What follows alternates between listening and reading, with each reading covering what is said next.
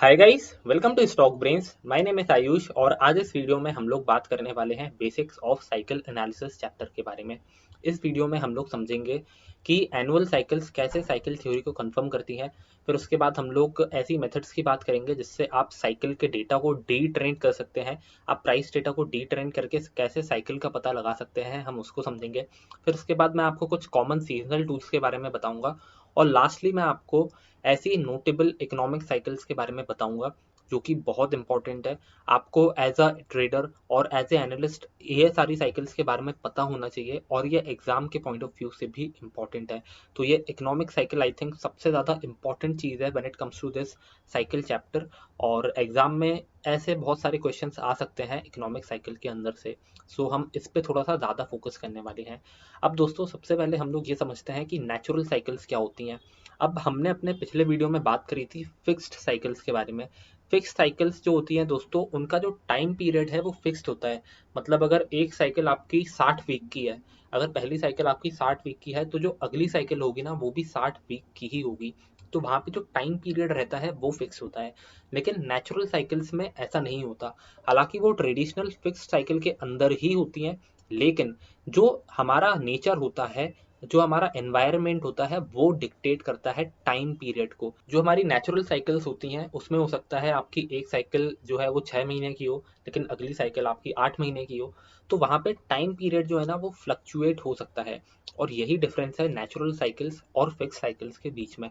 अब दोस्तों, हम लोग समझते हैं सीजनैलिटी को। वैसे सीजनैलिटी में बहुत ज़्यादा कुछ ऐसा समझने का है नहीं, क्योंकि हम सभी ने गर्मी का मौसम, बारिश का मौसम, ये सारे मौसम देखे हुए हैं। और एक साल में जितने भी सीजन आते हैं ना दोस्तों, उसी को हम बोलते हैं सीजनैलिटी। और सीजनैलिटी को सन साइकिल भी बोला जाता है या एनुअल साइकिल भी बोला जाता है। तो अब ये कमोडिटी मार्केट्स में आपको बहुत ज़्यादा मिलेगी। कुछ ऐसे फल होते हैं जो कि किसी सर्टेन सीजन में ही उगते हैं। राइस उगने का एक सीजन अलग होता है, जो गेहूं उगते हैं उसका भी सीजन अलग होता है। तो दोस्तों, जो कमोडिटी मार्केट्स है ना वहाँ पे सीजनैलिटी का फर्क ज़्यादा पड़ेगा। वहाँ पे ठंडी होने की वजह से हो सकता है कुछ कमोडिटीज़ कम हो गए और गर्मी में कुछ कमोडिटीज़ ज़्यादा हो गए। तो जो कमोडिटीज़ मार्केट है वहाँ पे सीजनैलिटी का फर्क ज़्यादा पड़ता है। लेकिन जो फॉरेक्स मार्केट है, जो इक्विटी मार्केट्स हैं, जो फिक्स इनकम मार्केट है, वहाँ पे ये सीजनैलिटी का जो इम्पैक्ट है ना वो कम दिखता है। लेकिन दोस्तों, ये सीजनैलिटी का फर्क जो है ना वो थोड़ा बहुत सारे मार्केट्स में ही रहता है, भले ही वो फिक्स इनकम मार्केट ही क्यों ना हो। अब हम ये समझते हैं कि डे ट्रेंडिंग क्या होता है। तो डे ट्रेंडिंग दोस्तों बहुत सिंपल चीज़ है। जब हम प्राइस डेटा में से ट्रेंड नाम की चीज़ को हटा देते हैं और साइक्लिकल एक्टिविटी को जब हम दर्शाना चाहते हैं तो हम ऐसा बोलते हैं कि हमने डेटा को डी ट्रेन कर दिया। अब जब भी हम प्राइस एक्शन को पढ़ते हैं मार्केट के अंदर, अगर मैं निफ्टी 50 का चार्ट पढ़ रहा हूँ या गोल्ड का चार्ट पढ़ रहा हूँ, तो आपने देखा होगा मार्केट में कभी कभी जो गोल्ड के प्राइजेस हैं या निफ्टी 50 के प्राइजेस हैं वो बहुत ज़्यादा ट्रेंड करते हैं, एक ही दिशा में जाते हैं। या तो मार्केट अप जा रहा है या तो मार्केट डाउन जा रहा है। तो ये जब मार्केट ट्रेंडिंग होता है ना तो हम साइक्लिकल एक्टिविटी को अच्छी तरीके से पढ़ नहीं पाते। तो जब हम डेटा की डी ट्रेंडिंग कर देते हैं तो उसमें से हम ट्रेंड को हटा देते हैं। और ट्रेंड को हटाने से क्या फायदा होता है, जो साइक्लिकल एक्टिविटी होती है ना वो हमें ज़्यादा आसानी से दिखती है। तो इसी को हम बोलते हैं डी ट्रेंड करना डेटा को। अब दोस्तों, जब हम ट्रेंड को हटा देंगे तो हमें साइकिल ज़्यादा अच्छे से दिखेगी। जब साइकिल ज़्यादा अच्छे से दिखेगी तो हम प्राइस एक्शन को ज़्यादा अच्छे से प्रिडिक्ट कर पाएंगे। इसी वजह से डी ट्रेंडिंग को किया जाता है स्टॉक्स के अंदर और बाकी सारे फाइनेंशियल इंस्ट्रूमेंट्स के अंदर। अब दोस्तों, जो हमारा नॉर्मल प्राइस एक्शन होता है वो कुछ इस टाइप का दिखता है। अगर हम इस सेल्स के डेटा की बात करें तो ये सेल्स का डेटा आप देख सकते हो, कंपनी की सेल बढ़ रही है। तो ये डेटा कुछ इस टाइप का दिखता है नॉर्मली। लेकिन जब हम डेटा की डी ट्रेंडिंग कर देते हैं तो डेटा कुछ इस टाइप का दिखने लगता है। और जब डेटा ऐसा दिखेगा तो आप साइकिल्स को अच्छे से पहचान पाओगे। आप लो पॉइंट्स, हाई पॉइंट्स, इन सारी चीज़ों को अच्छे से पहचान पाओगे। अब हम लोग समझते हैं ऐसी मेथड्स को जिससे हम डेटा को डी ट्रेंड कर सकते हैं। डेटा से मेरा मतलब है प्राइस एक्शन। वो प्राइस एक्शन स्टॉक का भी हो सकता है, कमोडिटी का भी हो सकता है, क्रिप्टो का भी हो सकता है, वो डेटा किसी भी चीज़ का हो सकता है। तो डेटा को डी ट्रेंड कैसे करें, ये सारी मेथड्स उसकी हैं। यहाँ पे आप एवरेज प्राइस निकाल सकते हो, मीडियन प्राइस निकाल सकते हो, linear regression, first difference, link, relative. लेकिन दोस्तों, हम लोग अभी बात करने वाले हैं परसेंटेज चेंज और मूविंग एवरेज मेथड के बारे में। क्योंकि ये जो दो मेथड्स हैं ना ये बहुत इंपॉर्टेंट मेथड्स हैं और आपकी बुक में भी यही दो मेथड्स मेंशन करी गई हैं। तो हम लोग इसी के बारे में बात करेंगे। सबसे पहले हम लोग समझते हैं परसेंटेज चेंज मेथड को। तो ये बहुत ही वाइडली यूज मेथड है डी ट्रेन करने की डेटा को। अब इसमें क्या होता है दोस्तों, उसको मैं आपको समझाना चाहता हूँ। तो सबसे पहले तो हम लोग एज यूजुअल रॉ डेटा को एक स्प्रेडशीट में जमाते हैं अच्छे तरीके से। यहाँ पे मैंने मंथ वाइज पूरे के पूरे डेटा को जमा के रखा है। ये कैश कॉटन का डेटा है, जो कॉटन हमारा उगता है कमोडिटी, ये उसका डेटा है। उसमें क्या ट्रेडिंग हुई है, कैसी ट्रेडिंग हुई है, उसका मंथली डेटा है। ये मंथली क्लोजिंग प्राइजेस है, राइट। तो सबसे पहला काम तो ये है कि आपको डेटा को ऑर्गेनाइज करना है सही तरीके से। और यहाँ पे मैं मंथली परसेंटेज चेंज निकालूंगा। तो दोस्तों, जब आप एक बार डेटा को ऑर्गेनाइज कर लोगे तो उसके बाद आप इसको परसेंटेज चेंज में कन्वर्ट करोगे। ये जो सारा डेटा है ना, आप इसको परसेंटेज चेंज में कन्वर्ट करोगे। और एक बार जब आप इसको परसेंटेज चेंज में कन्वर्ट करोगे तो फिर आप इसका एवरेज निकालोगे। जैसे ये पूरा जनवरी का डेटा है दोस्तों, तो 2006 से लेकर 2017 तक का डेटा है, पूरे 12 साल का। तो अब मैं ये पूरी जनवरी लाइन का एवरेज निकालूंगा और वो एवरेज मेरा यहाँ पे लिखा हुआ है, राइट। तो ऐसे ही जैसे मैंने जनवरी का निकाला, वैसे मैं सारे महीनों का जो है एवरेज प्राइस ऐसे निकाल लूंगा। और फिर दोस्तों उसके बाद मैं पूरे मंथली डेटा को एवरेज आउट करने के बाद उसको इंडेक्स कर दूंगा, उसकी पूरी की पूरी इंडेक्सिंग कर दूंगा, ताकि मैं उसको प्लॉट कर सकूं अपने चार्ट के ऊपर। तो जब मैं ये सारी पूरी प्रोसेस कर लूंगा तो मेरा डेटा कुछ इस टाइप का दिखेगा। और ये कैश कॉटन का डेटा है। ये जो मैंने आपको पूरा स्प्रेडशीट में कैलकुलेशन दिखाया, इसका फाइनल आउटपुट आपको कुछ इस टाइप का दिखेगा। सो अब हम अगली मेथड्स को समझते हैं, जिसका नाम है मूविंग एवरेज मेथड। तो मूविंग एवरेज मेथड भी परसेंटेज चेंज मेथड की तरह बहुत ज़्यादा सक्सेसफुल मेथड है डेटा को रीट्रेंड करने की। तो जैसे हम लोग नॉर्मली मूविंग एवरेज को कैलकुलेट करते हैं, वैसे ही हम लोग यहाँ पे भी मूविंग एवरेज को कैलकुलेट करेंगे। हमने यहाँ पे ओपन, हाई, लो और क्लोज, ये चारों के चारों डेटा ले लिए। फिर हम एक एवरेज डेटा निकालेंगे। ओपन, हाई, लो और क्लोज को प्लस करेंगे और उसको डिवाइड करेंगे 4 से। तो यहाँ पे हमारे पास एक एवरेज डेटा निकल के आ जाएगा, राइट। जिसको हम टिपिकल प्राइस भी बोलते हैं या एवरेज प्राइस भी बोलते हैं। तो जब एक बार हम लोग ये एवरेज प्राइस निकाल लेंगे, फिर उसके बाद हम लोग उसका मूविंग एवरेज कैलकुलेट करेंगे।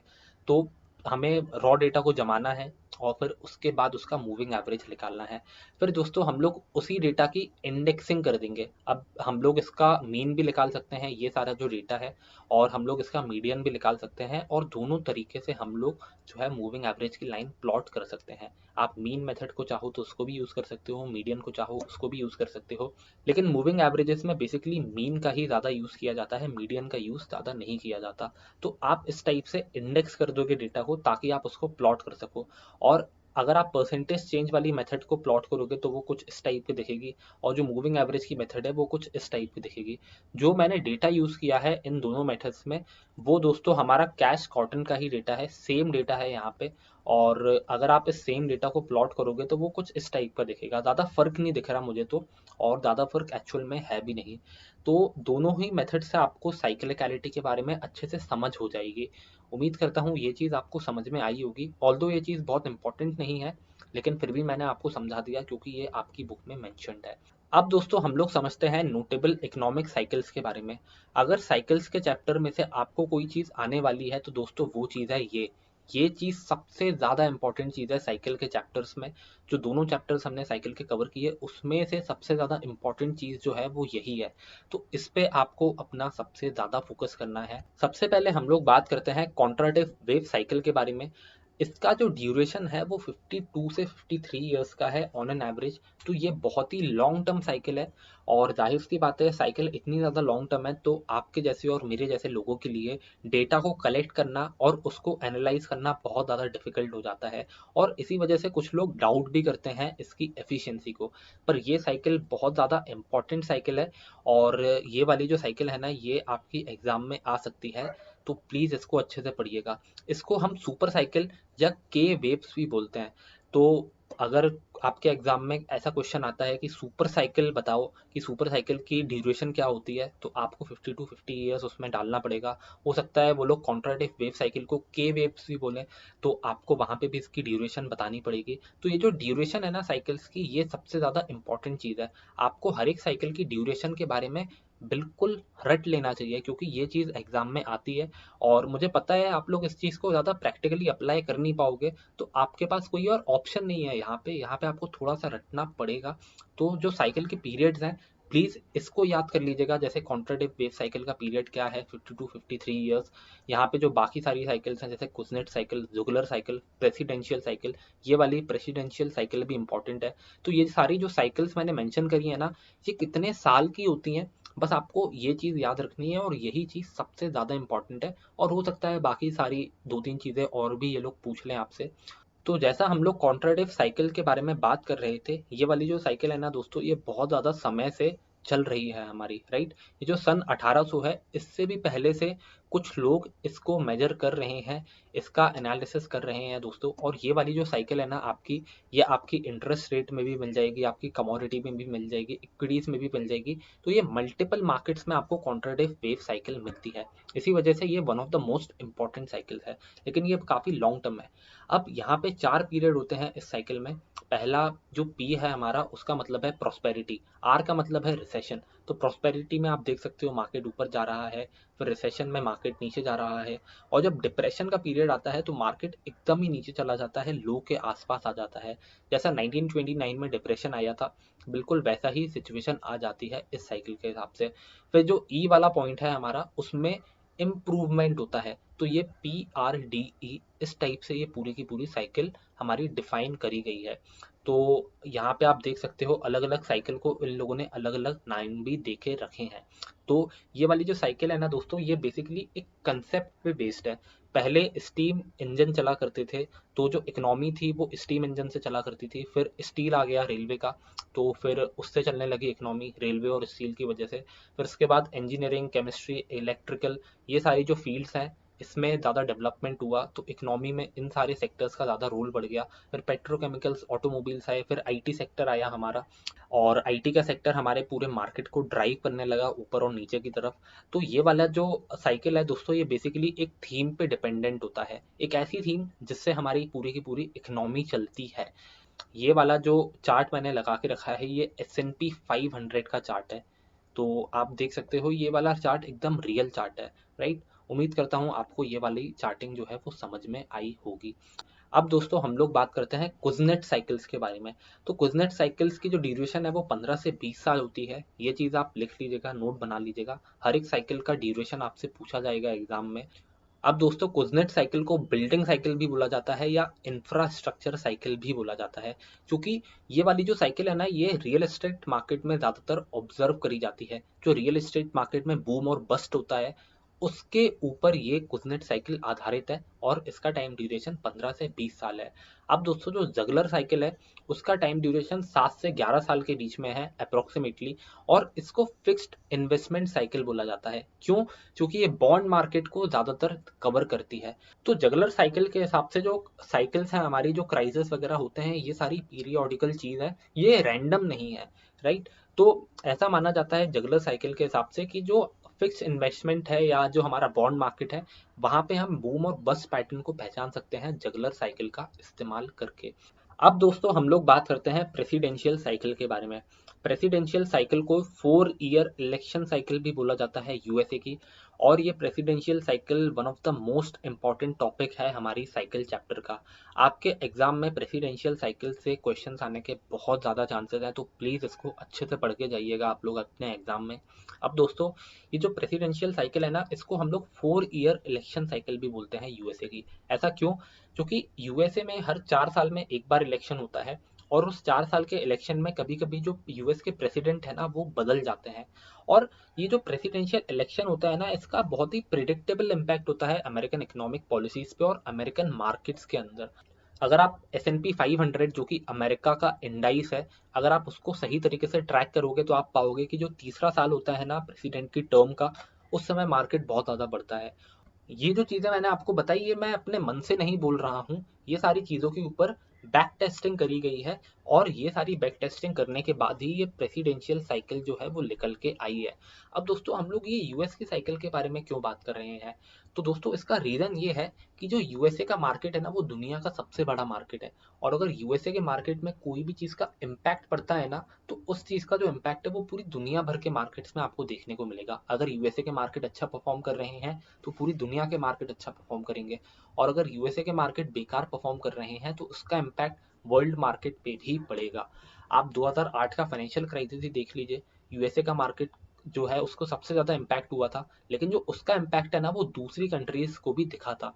तो ये जो यूएसए का मार्केट है इसका इम्पैक्ट सभी मार्केट्स में पड़ता है। इसी वजह से ये 4 ईयर इलेक्शन साइकिल या प्रेसिडेंशियल साइकिल को हमें समझना बहुत ज़्यादा इंपॉर्टेंट है फ्रॉम प्रैक्टिकल पर्सपेक्टिव।